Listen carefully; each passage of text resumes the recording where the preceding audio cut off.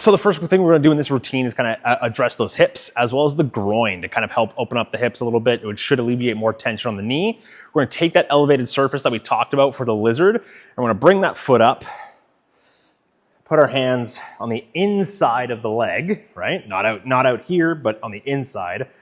From here, if you should feel a good stretch deep in the hip and the groin. If you have the mobility, you can kind of come down like this onto your forearms or your elbows, making sure that foot stays flat. Either way, if you're up here, we're taking that elbow, we're gonna drive down until we get a deep, deep stretch, and then rotate out. It's the same arm as the leg that's elevated. Down and up. After about 10 of those, we're gonna stay here, keep that deep stretch, but you're gonna take that knee and you're gonna pull it into your body. So I'm trying to pull my knee in this way. What that'll do is as I'm pulling it in, you'll feel a deeper stretch right in the groin, right in the hip, and you're just gonna hold that. Pull it in as hard as you can for about 10 seconds. And then you're gonna squeeze your butt and try to drive your knee out while keeping that foot flat. So it looks like this.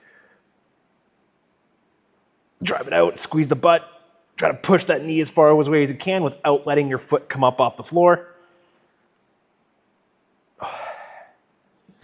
And you're gonna pull that knee in for about 10 seconds and then drive it out for about another 10 seconds. You're gonna do that each side. So 10 of the elbow down and rotations, like 10 of those, and as well as pull in for 10 seconds and drive out for 10 seconds. Should really help open up those hips and allow you to kind of have more freedom there and alleviate some tension on the knee. Next, we're gonna address ankles. Next, as we're addressing the ankle, we're gonna keep this elevated surface. We're gonna have a weight of some kind. I just have a 25-pound kettlebell. Pretty light for me, but at the same time, we need something to help kind of accentuate that stretch.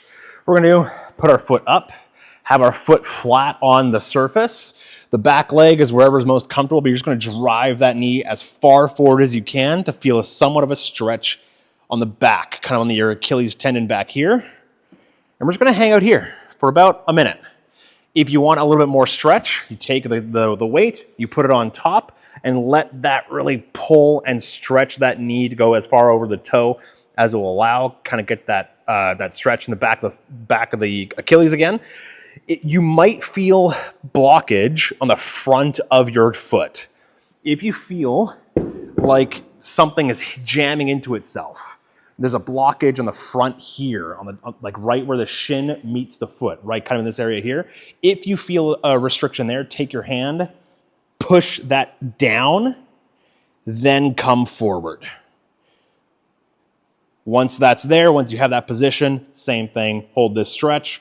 Hold the stretch for about a minute, 60 seconds, put it on your phone, do it for 60 seconds, and at that point, you're then gonna drive your toes down into the surface. You'll feel a lot more tension build up in the back of the Achilles. You're gonna hold that for about 10 seconds, and then you're gonna pull your toes up for about another 10 seconds. And you should feel that contraction go from the back to the front.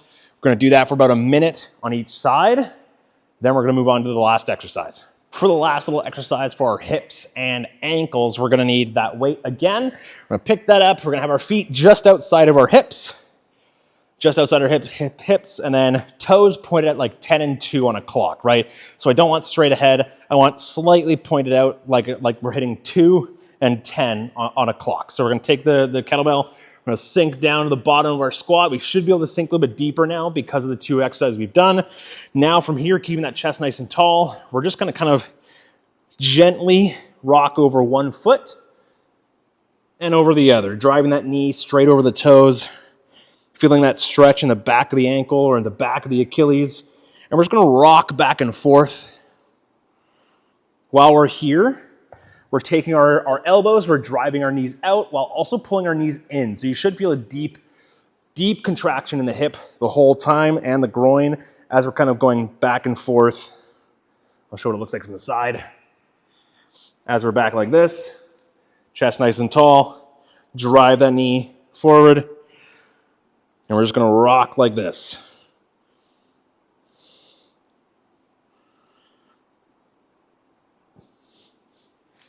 Stay down there for about 2 minutes. 1 to 2 minutes is kind of what we're looking for. Just rocking back and forth over one, over the other, and just kind of shifting our weight side to side, allowing our feet to connect to the floor, allowing our knees to contract and stabilize in this new position, while also allowing our hips to kind of wiggle about, understand this new position in the hips that we've opened up, strengthen the hips, strengthen the groins, strengthen the ankles, and that is your routine.